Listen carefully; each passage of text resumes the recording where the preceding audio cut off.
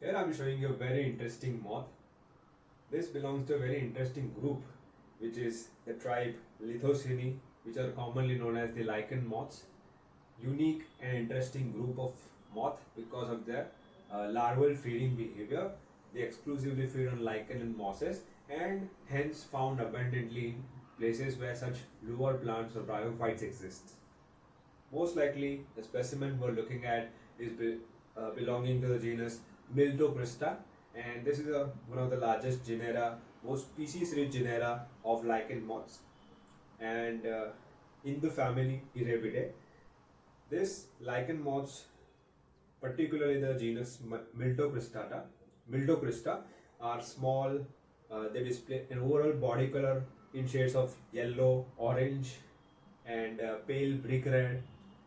The forewings typically have a dull yellowish, reddish ground color with transverse line, spots, blackish, and the pattern can include subaxial, medial, and postmedial lines that can be wavy, sinuous, or dentate. A black spot or series of spots in the discal cell or submarginal cells help in identification of this genus. These are known as lichen moths because the larva or caterpillar feeds almost exclusively on algae, mosses, and lichen found growing on trees and rocks. So habitat, if I were to say, is typically found in woodland habitat, forest, wet and dry grasslands, wide range of altitudes in India. The habitat preference is likely tied to the abundance of lichen and mosses for the larva. These are generally nocturnal and are attracted to light.